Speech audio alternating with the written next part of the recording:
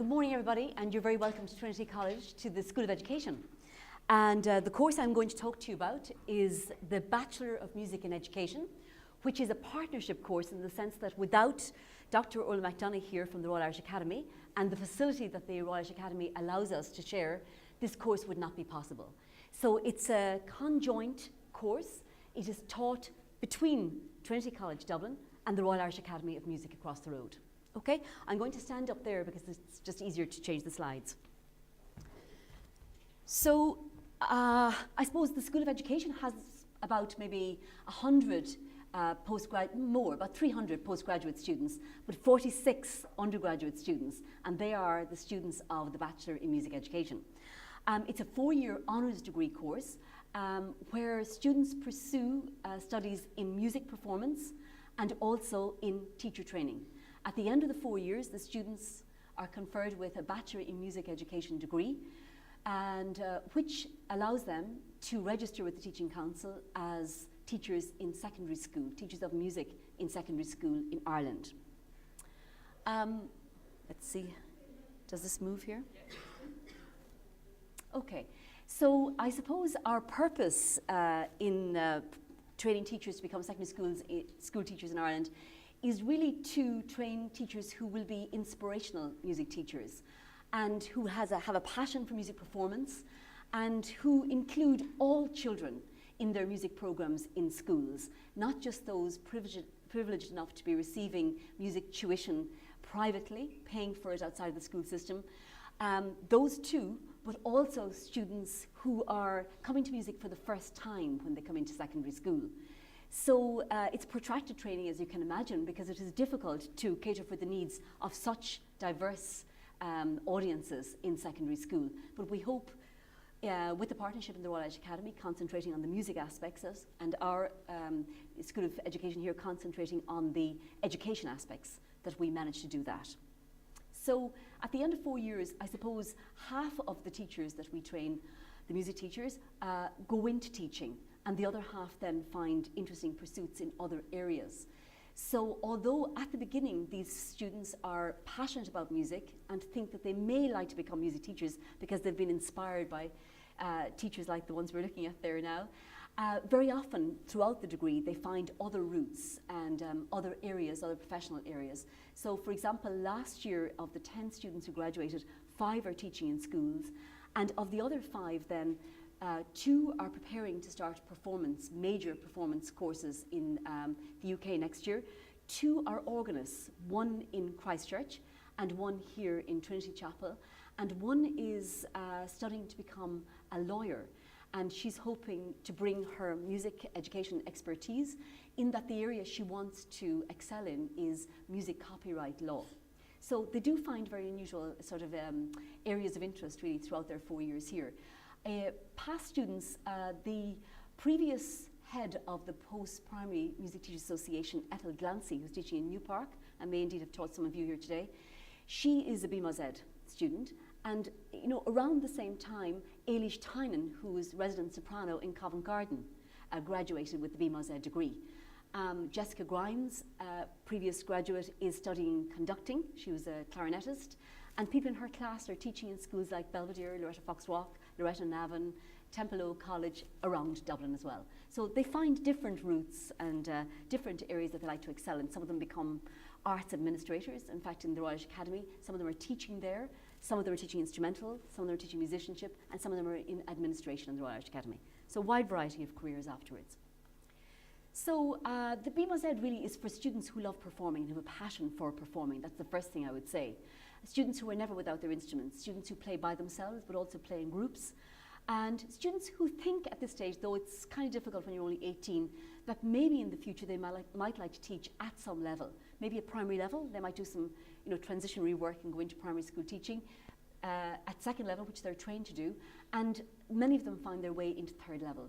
One of our students from the previous year, you might have seen him on that Irish music programme last year, where they were looking under the tutelage of Donal Lunny to form a new group called Cirrus. One of our students was the flautist, was chosen to be the flautist in that group, and he at the moment is doing some very interesting doctoral research on clustering of Irish musicians and how with further research, people like him who have degrees in music as well as being triad players can identify the source of a tune from the ornamentation in that tune. And by source, I don't mean just the location, but the person from whom the tune was learned. So he's doing PhD research into that type of thing. So they do find very interesting areas really when they finish this degree. As I mentioned already, and this is the important thing, the course is taught in partnership with the Royal Irish Academy in 2012. The first years who are currently in Trinity, they're taught by Trinity and DIT, Conservative Music and Drama. And in 2013, it'll be Trinity and DIT again, 14, Trinity and the Royal Irish Academy. The course is the same. It's pretty much the same. I coordinate the course. My name is Marita Karen. And the difficulty in coordinating, you can imagine a course like this taught in Trinity, but also highly dependent on the partnership of the two institutions, is not easy. But we try to keep the course as similar as possible, regardless of the experience, whether it be in DIT or in the Royal Irish Academy. The course code in application, in applying for this course, is TR009. The duration of the course is 4 years, leading to an honours degree in music education. We call it a restricted entry course, and by that I mean that without doing the entrance test and also the interview stroke audition, no amount of points will facilitate your entry to the course. So you will need to apply for TR009 in February through CAO. From that application, you will be called to do an entrance test here in Trinity. And about maybe 110 people will do that entrance test, and from that 110, if you do well in it, we will interview the top maybe 66, 67 applicants. Those 66 or 67 applicants then will be auditioned and interviewed on the basis of their music performance and their innate communication skills, and from that we will make about maybe 36, 37 offers. But I'll come to that in more detail later on in a later slide. Okay, why do people choose this course? Well, I suppose, first of all, they choose the course because they love performing and because there are numerous opportunities to perform. Orla, would you like to talk about some of those? Yeah. I'm bringing Orla here because we're just closer to the microphone. Good morning.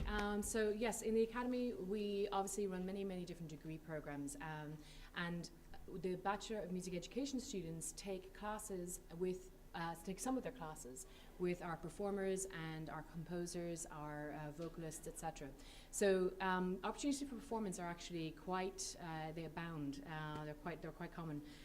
If you are an instrumentalist, more than likely you will be you will have a 1 hour lesson every week, and then you will also have opportunities for chamber music, depending on what groups are available and what kind of level of playing is in that group.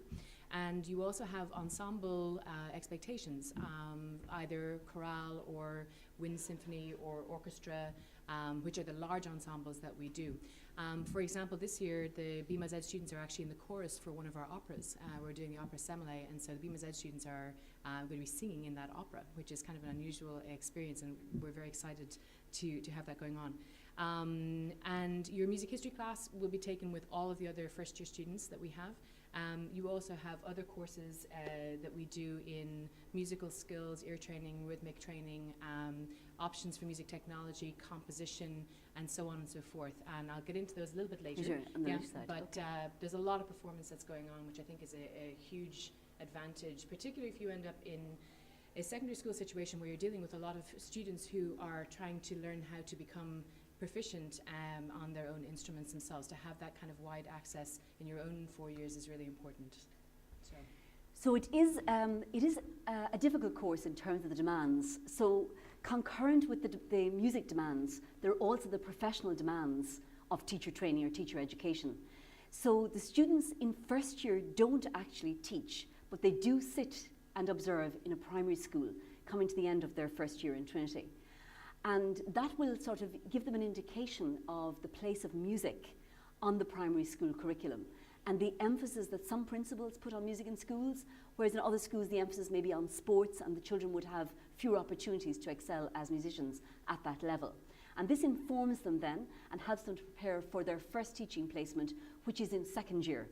So by March of second year, the students will do 2 weeks placement in a school in Dublin. That school will be organised by Trinity College. At the beginning of third year, they will do a 3-week placement in school, followed by a 2-week further placement in March of third year, and then they will do their final school placement 3 weeks at the beginning of 4th year. So all in all, they will do 12 weeks placement in schools. The students are supervised while they're teaching there. When I say placement, in all but the first year, which is the one that they do in primary school, they are actually teaching themselves. So they will work very closely with the teacher, the subject teacher, the music teacher in the school for the 2 weeks they're there, and they'll be supervised twice, once from somebody in the academy and once from myself here in Trinity. And then they're marked in 4th year on their teacher expertise. During that time, they have got a very, very good insight into the ethos attached to the various types of schools, whether it be a community school or a comprehensive school, a mixed school, a single-sex school, gender school like boys or girls or whatever, and the facilities that are available to schools that are designated disadvantaged as opposed to schools that are private or whatever. So it gives them a very wide, broad perspective on the type of music education that is available to be accessed by children in various areas in Dublin. It also builds up a huge sort of portfolio of professional contacts, and for many of the students who work in Dublin after they're finished as teachers, very often they come to knowing about a job through the contact that they have with those teachers. So it's a very important part of the course, but a very demanding part of the course. For example, in March, when these students in the academy are preparing to enter into the Feis-Ceoil competitions on their instrument or their ensembles or whatever, at the same time they're in schools learning to be teachers. And we both expect 100% from our students, so it is demanding from that point of view.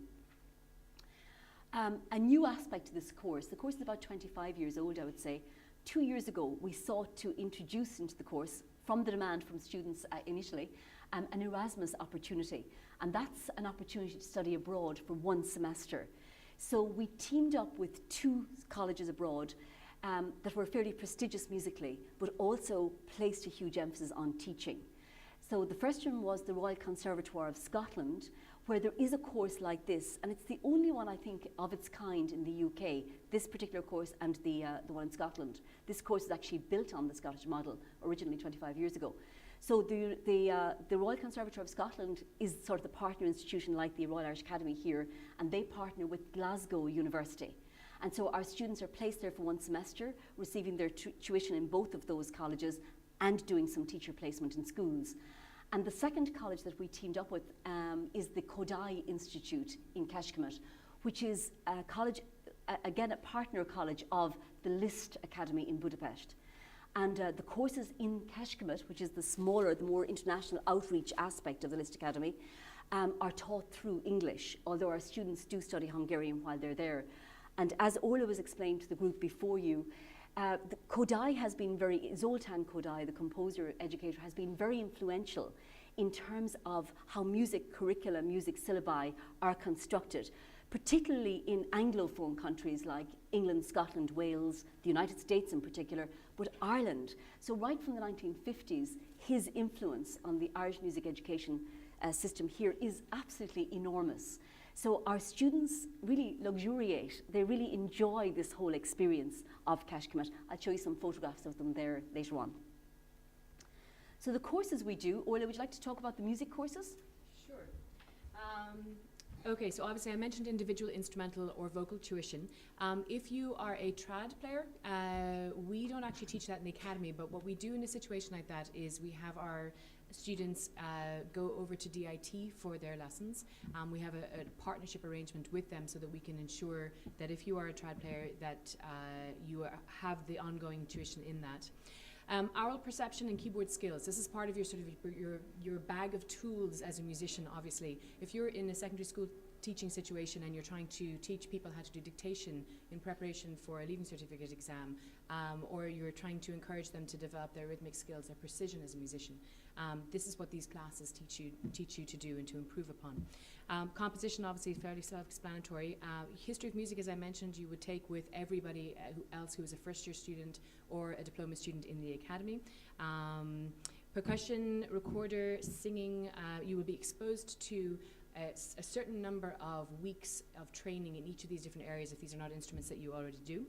Conducting is a class you will also take. Many of you probably have watched your music teachers in school conduct a choir or conduct small ensembles. So this is where you would really improve upon the skills to do that.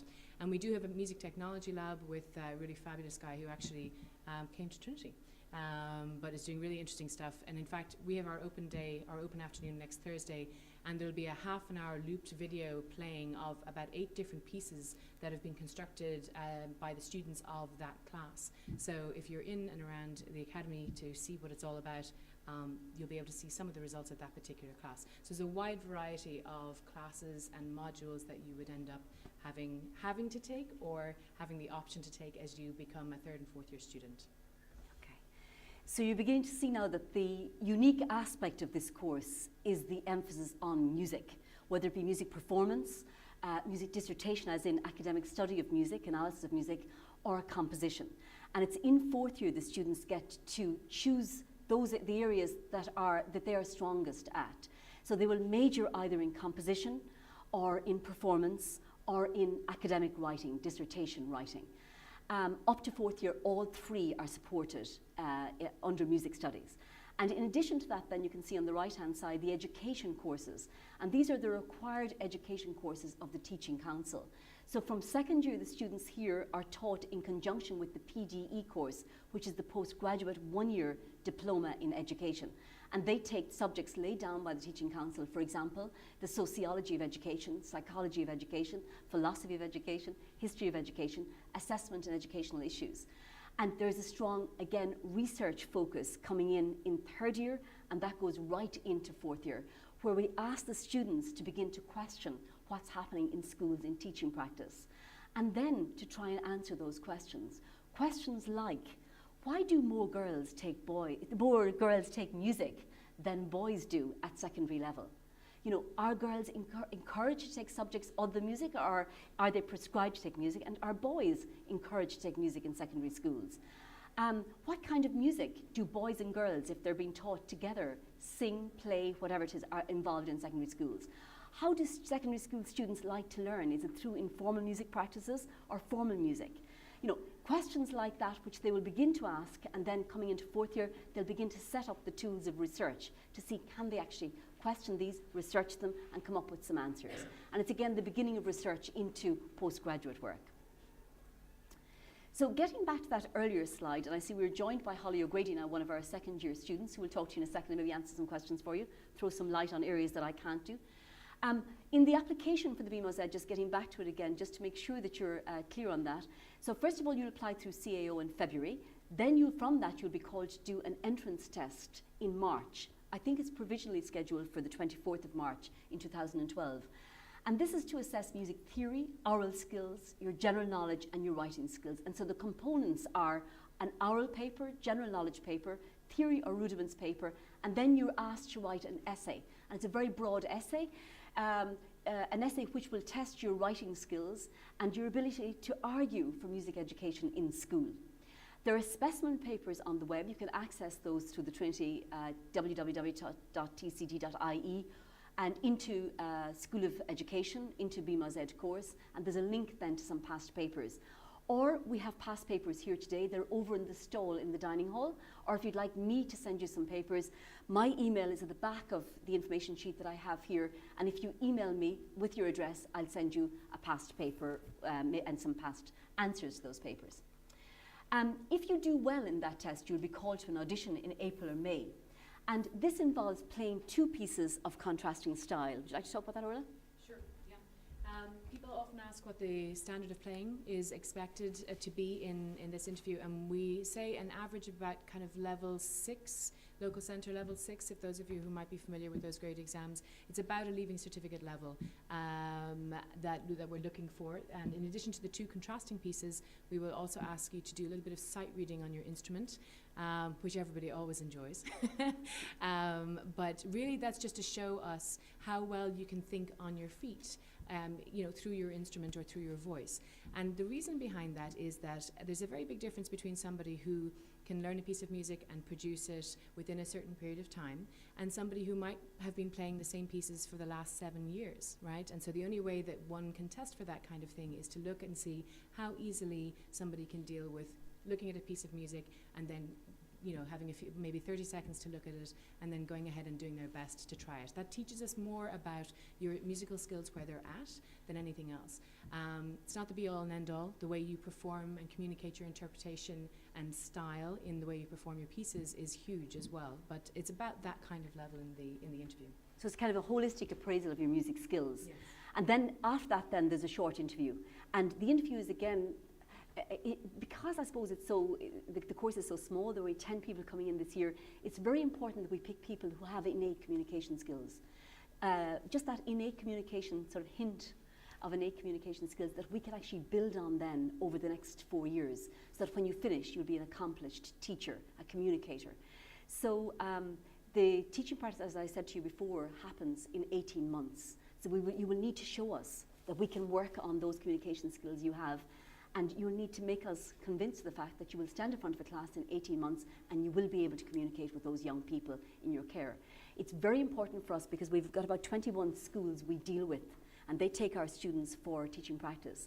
It's terribly important that they can rely on us to give them students who are reliable, who are good communicators, who are passionate about what they do, and who can do it. Okay, and if you're looking for more information on the BMOS Ed, you'll find it on the School of Education website, or indeed on the Royal Irish Academy website, where there's a very nice video link then of the kind of music that they do in the Academy. And just to leave you with some pictures from the Erasmus students, on the right-hand side there's students from last year. They're currently in 4th year BMOS Ed. There are some students who visited from Scotland, as well as 3 students who studied in Kashkamet for that semester. On the left-hand side, 2 students who are in Kashkamet at the moment in Hungary. All of them who've had the experience, you can imagine, are very excited about the experience, and it has really helped them in their teacher formation and in their musician formation. And I can imagine only what they would be like to interview having had this experience. Because while they were in both countries, as I said to you before, they were also involved in observing what was going on in schools and also doing some teaching practice. This is the college in Kashkamet. This is the Kodaly Institute in summer and in winter. Very beautiful, as you can see there. So, Ola, maybe a little bit of word about your open day? Sure. We have it's more like an open afternoon. We have on Thursday, coming up this week, it's an opportunity for people to come in, see what the building is like. We have, as Marita said earlier, we accept 10 students into the program, so there's a very high professor-student ratio. In that you'll get a lot of individual attention from that rather than a much higher amount. We will introduce you to the director of the Academy, Deborah Kelleher, and also the heads of faculty, the dean of the college level of the Academy. And then you have an opportunity to go into some breakout sessions with the individual heads of faculty that take care of the different areas of the Academy. So for example, if you're a pianist, you can go and speak with the head of piano, and also who happens to be our dean. There will be some opportunities for demonstration. You'll meet some students, and also in particular for you, there's at 3 o'clock an opportunity to meet with some BMOS Ed students in the Academy, and also Grania Deary, who teaches our BMOS Ed students while they're there. So it's more of a chance, I suppose, to get even more detail, and also to see where you would actually be for a significant period of time, in addition to your classes here in Trinity, so you can get a sense for what the Academy is all about. Okay, so that's on Thursday, 2 to 4 o'clock. There'll be plenty of music going on, so please come by and see us. I should also perhaps mention the entrance test preparation day. Our director, Deborah Kelleher, who was formerly in my position actually at the Academy as head of musicianship, does a really fabulous one-day preparation, not leaving cert course. She does leaving cert course as well, yeah. But she also does a music entrance course, which basically prepares people to do the entrance exams for the various universities and colleges around the country. So if you're a little nervous about the written exam that Marita was talking about, and you'd like a little bit of help sort of getting yourself ready for that, I'd encourage you just to come down and take one of the sheets from me. It's also on our website as well, but you can take a sheet, and you would just need to register for that, as it says on the screen, by February 1st. It's a fabulous course and well worth the time, I think. But if there's any other questions at all, feel free to come and talk to me after this, or email us at the Academy, and we'd be happy to answer individual questions too if you have any. So, okay, yeah. Thanks, Orla. Holly, would you like to say anything? Does anybody have any questions? I was just at the stand. And, yes. It's easier to get a feel of the course if you've got,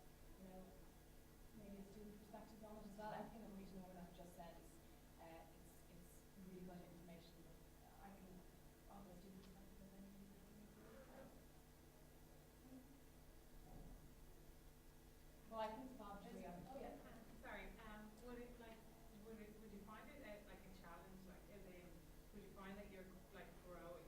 Does that make sense? Like, would you find that you're learning more? And like, let's say you started the course with like a fairly good standard of music. Would you find that you do learn That you're more? challenged. Yeah, that you're challenged. Yeah. Yeah, from September to May to the very end, like, not to say that you're running around like a headless chicken trying to keep on top of things, but the amount of work that's involved cannot be underestimated. There's an awful lot of work, and particularly now we're finding in second year we have an awful lot of assignments due in before Christmas, and you're constantly on your toes, you're constantly being challenged, and the education side of it all just offers a whole new perspective on music. You know, if you've never really thought about that before, it really educates your whole philosophy on music.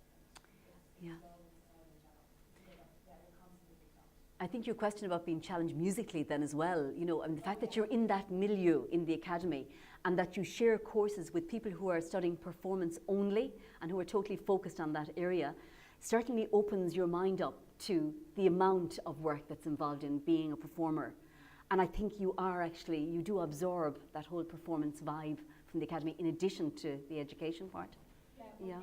Just in the academy, I know as a singer, they're very open to being model. I know there's a couple of classes you share, like we just said, with the performance students.